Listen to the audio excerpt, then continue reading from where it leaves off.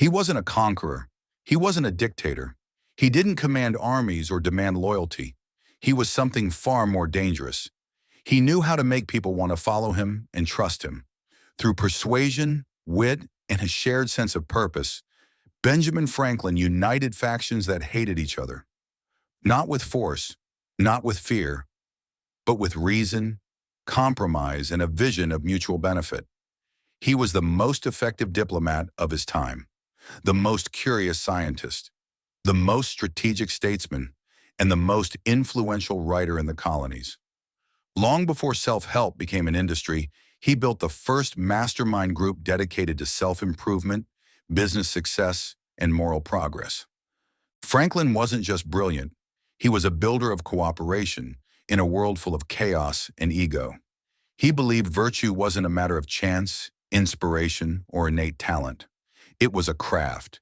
It could be planned, practiced, refined. He wasn't naive about human nature. He believed that self-interest, rightly understood, could fuel public good. Libraries improved personal knowledge and public virtue. Fire brigades protected personal property and public safety. Here's how the creation of public libraries happened. In his autobiography, Franklin presented the idea of starting a library not as his own, but as something that several friends had suggested, although the effort was contrived and driven by him.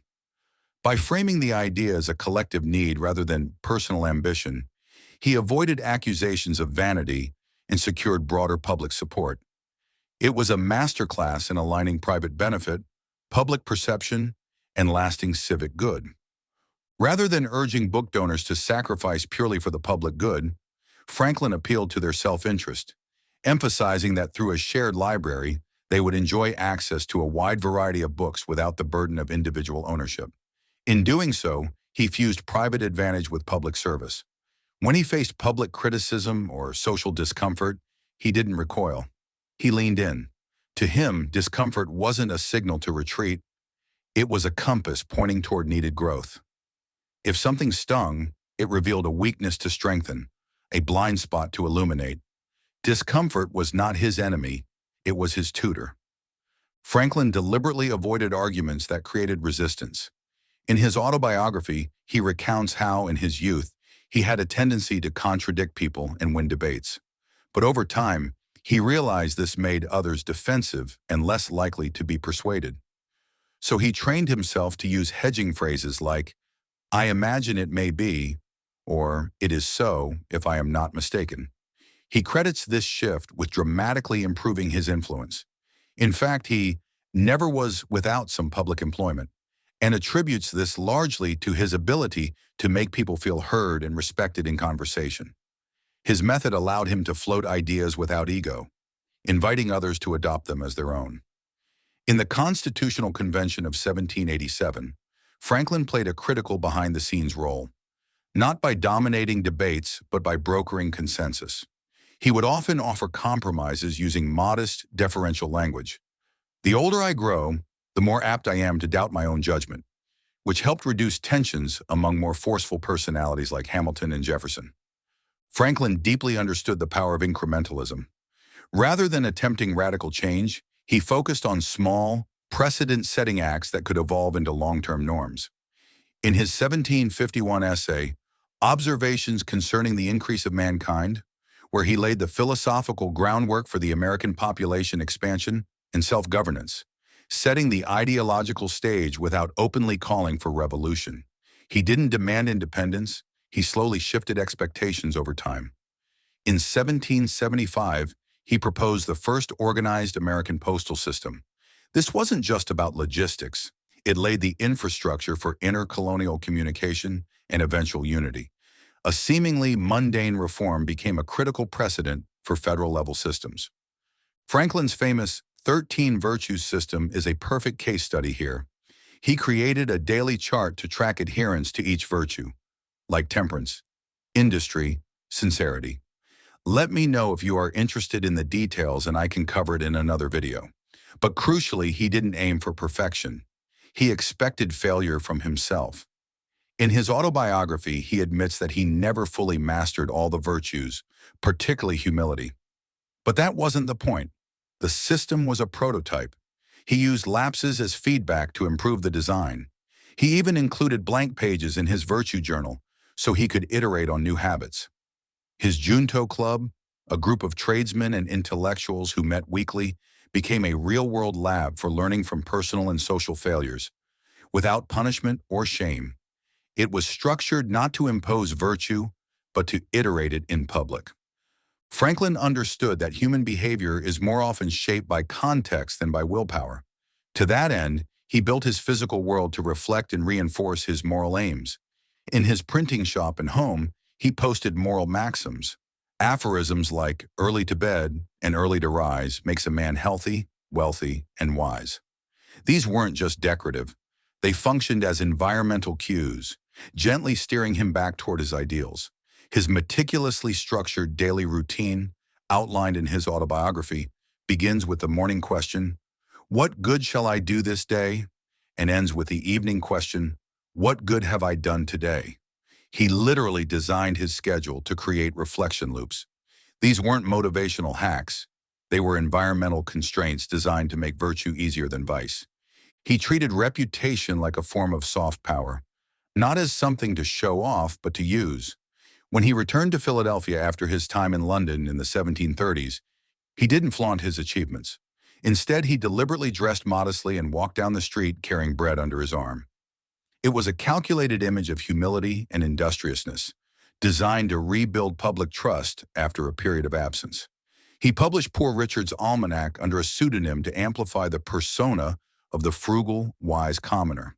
This image was no accident. He saw that a reputation for integrity and modesty gave him social leverage, helping him win printing contracts, political alliances, and eventually diplomatic trust abroad. He didn't just earn moral credit, he reinvested it for strategic returns. After helping launch civic institutions, he then stepped back, allowing others to claim the spotlight. His ego didn't need ownership, it needed results. Like previously mentioned, he founded the Library Company of Philadelphia in 1731, the first subscription library in America, and later withdrew from daily operations so that others could take it over. The same pattern occurred with the University of Pennsylvania and the Pennsylvania Hospital. Both ideas he seeded but did not control. He helped organize the first volunteer fire department in Philadelphia, but made sure it was seen as a community effort. This strategic humility allowed his initiatives to flourish because they weren't perceived as vanity projects. They were shared missions. Franklin grasped an essential truth. If you want an idea to outlive you, let go of it early. He didn't abuse humor to look clever and make fun of people. He used it to stay humble and to keep others from becoming too proud themselves. His jokes had a purpose. His laughter had direction. This wasn't entertainment, it was strategy. In his autobiography, he writes, "In reality, there is perhaps no one of our natural passions so hard to subdue as pride. Even if I could conceive that I had completely overcome it, I should probably be proud of my humility." This isn't just self-deprecation, it's a philosophical insight wrapped in a joke. He neutralizes pride by naming it and laughing at it.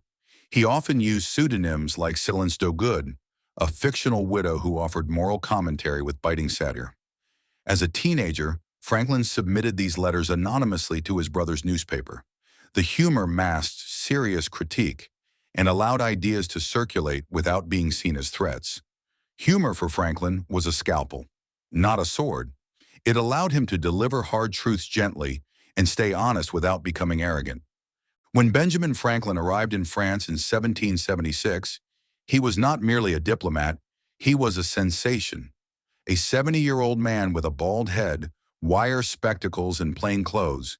He looked nothing like the powdered courtiers of Versailles, and that was precisely why the French adored him.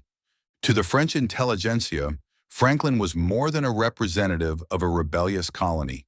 He was the embodiment of the Enlightenment itself, a scientist, inventor, philosopher, and self-made man. France was undergoing its own crisis of aristocracy and decadence, and Franklin stood for a new kind of nobility, one of reason, simplicity, and natural virtue.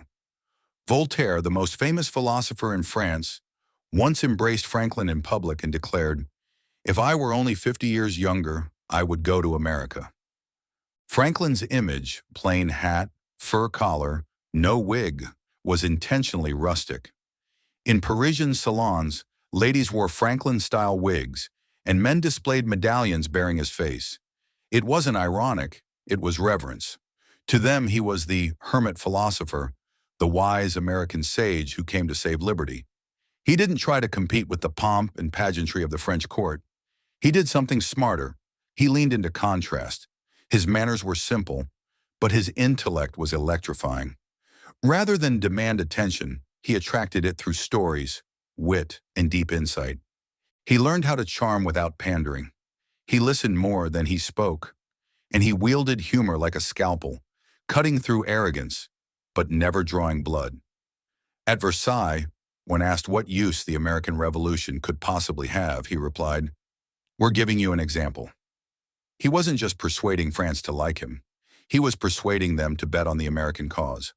Franklin's most crucial achievement in France wasn't charm, it was strategy. America desperately needed allies to survive the Revolutionary War. Britain was a global power. The colonies were fragile and broke. Through back-channel diplomacy, subtle moral framing, and relentless persuasion, he secured the 1778 Treaty of Alliance, which brought France into the war on America's side. This changed everything. French troops and naval power turned the tide of the war. French money financed Washington's army. French recognition gave America legitimacy on the world stage. He didn't do this through force or bureaucracy. He did it by building trust, story by story, handshake by handshake. Franklin's success wasn't just about politics. It came from how he lived.